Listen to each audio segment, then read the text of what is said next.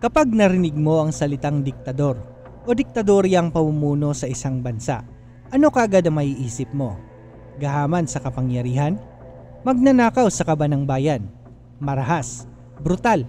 O di kaya walang respeto sa karapatang pantao? Yan na siguro ang agad nating naiisip kapag narinig natin ang salitang diktadorya na klase ng pamumuno. Kaakibat nito, ang mga salitang hindi maganda at hindi ka nais-nais. Hindi naman natin masisisi ang mga tao kung ganitong klase ang namumuno sa atin at sa ating bansa. Hindi naman talaga maganda ang ganitong klase ng pamumuno. Pero papaano kapag naninirahan ka sa isang bansa na diktador ang namumuno at gahaman sa kapangyarihan, tulad ng nabanggit ko sa unahan ng video, pero mataas naman ang antas ng iyong pamumuhay? Papayag ka ba? Comment mo sa ating comment section ang inyong opinyon. Tulad na lang ng nangyari sa bansang Libya, kung saan pinamunuan ito ng isang di umano'y gahaman sa kapangyarihan at diktador na si Muammar Muhammad Abu Binyar al-Gaddafi o mas kilala sa tawag na Muammar Gaddafi. Sa loob na mahigit 4 na dekada, pinamunuan niya ang bansang Libya, September 1, 1969, sa pamamagitan ng kudeta. Pinatalsik ng mga kasundaluhan ng Libyan Army sa pamumuno ni Muammar Gaddafi ang monarkiya ni King Idris. Naging commander-in-chief si Muammar Gaddafi sa bagong gobyerno ng Libya at tinawag itong The Revolutionary Command Council. Dahil sa pagpalit ni Muammar Gaddafi, mabilis umunlad ang bansang Libya at ito ang kanyang binigay para sa mamamayan ng Libya. Binayaran niya ang utang ng bansa. Mayaman ang bansang Libya sa natural gas at indo. At dito na nagsimulang umunlad ang bansang Libya na kanyang pinamumunuan. Halos wala nang babayaran ang mga citizen ng Libya sa kuryente. Kung meron man, kakapiranggot na lang ito at halos libre na rin pati tubig. Hindi lang kuryente at tubig ang libre sa kanila, pati hospital bills. Libre ang pagpapagamot sa mga ospital. Naglaan ng pera ang gobyerno ng Libya noong si Muammar pa ang namumuno para sa kanyang mga mamamayan, para sa libreng pagpapa-ospital. Ang pagkakaroon ng sariling bahay sa Libya ay isang karapatang pantao. Ninais ni Muammar Gaddafi na magkaroon ng bahay ang bawat pamilya. Libre rin ang pag-aaral doon at sa mga taong may sakit at walang kakayahan ang Libyan Hospital na gamutin ito. Bibigyan sila ng pondo ng gobyerno para magpagamot abroad. Meron din silang matatanggap na allowance na $2,000 na magagamit nila kung saang bansa man sila pumunta. Sa mga bagong kasal naman, bibigyan sila ng 60,000 dinar o katumbas na yan sa 700,000 pesos para sa kanilang pagsisimula bilang bagong mag-asawa at sa kanilang bubuing pamilya.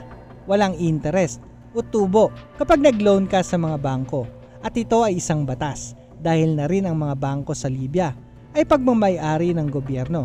Kapag bibili ka naman ng kotse, kalahati lang ang babayaran mo dahil gobyerno na magpupuno nito. Sa mga tao naman na gustong magsaka o magkaroon ng farm, bibigyan sila ng lupa mula sa gobyerno para mapagtaniman. At hindi lang lupa, pati kagamitan na rin, mga binhi at mga livestock. At ang lahat ng ito ay libre. Sa babae namang kapapanganak lang, mabibigyan sila ng newborn bonus ng kanilang pamahalaan na nagkakahalaga ng $5,000 o halos 300,000 pesos. Dahil sa mayaman ang bansang Libya sa petrol, kakapiranggot lang din ang babayaran sa gas, nasa $0.14 kada litro o nasa 8 pesos lamang kung sa pera natin dito.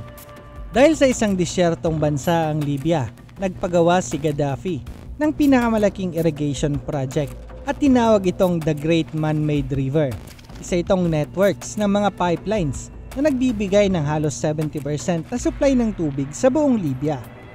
Masasabi natin na maganda ang nagawa ni Gaddafi sa bansang Libya kahit nasa diktadoryang pamumuno nito. Pero bakit nagkaroon ng pag-aalsa para patalsikin siya sa kanyang pwesto kung maganda naman ang kanyang binigay para sa mga tao at sa bansang Libya? Ayon sa mga Libyano, si Muammar Gaddafi ay isang visionary leader. Binago niya ang Libya mula sa isa sa pinakamahirap na bansa sa kontinente ng Afrika hanggang sa pinakamaunlad. Bagamat ang pag-unlad ng Libya ay tuluyang naudlot dahil sa kanyang mga planong pag-isahin ang mga bansa sa kontinente ng Afrika at gawin itong state. Bukod pa dito, gusto ni Muammar Gaddafi na ibenta ang mga oil reserves ng Libya sa ginto at hindi sa dolyar. Hinikayat niya rin ang ibang bansa sa Africa na oil to gold ang palitan. Ito'y naging banta sa western countries tulad ng US dahil alam naman natin mula noon hanggang sa ngayon, dolyar ang ginagamit na salapi sa pagbebenta ng mga oil and gas reserves. Nais din ni Muammar na gumawa ng unified African currency at kapag nangyari ito'y labis na maapektuhan ang ekonomiya ng western countries. Babagsak ang dolyar. Kaya malaki ang posibilidad na ang nais magpabagsak kay Muammar Gaddafi ay ang mga westerners. Nagkaroon ng email leak mula kay Hillary Clinton na noong State Secretary ng US na nagsasabing nais ng NATO na pabagsakin at patalsikin si Muammar Gaddafi sa kanyang pamumuno para mapigilan ang layunin ni Gaddafi na pagkaisahin ang Afrika at sa plano nitong gumawa ng African Gold Dinars. Dahil sa di umano'y sikretong misyon na ito, napabagsakin si Gaddafi.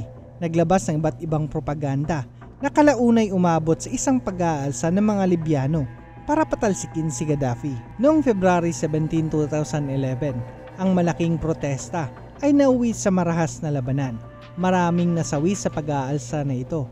Umabot sa 8 buwan at naging marahas ang pagpapatalsik kay Gaddafi. Maraming mga sibilyan at mga milisya ang binigyan ng armas ng US para labanan si Gaddafi at ang militar ng Libya. Nagsagawa rin ng pambobomba o airstrike ang NATO sa Libya sa pangunguna ng France. Noong Oktubre 20 sa Sirte, ang huling stronghold ni Gaddafi, at dito rin siya nahuli ng mga anti-Gaddafi military. At dito nagtapos ang kanyang buhay dahil ito sa pagnanais niyang mapag-isa at paunlarin ang Libya at ang buong kontinente ng Afrika na sagana sa likas na yaman. At ito ang huling mga salitang nabanggit ni Gaddafi. What did I do to you?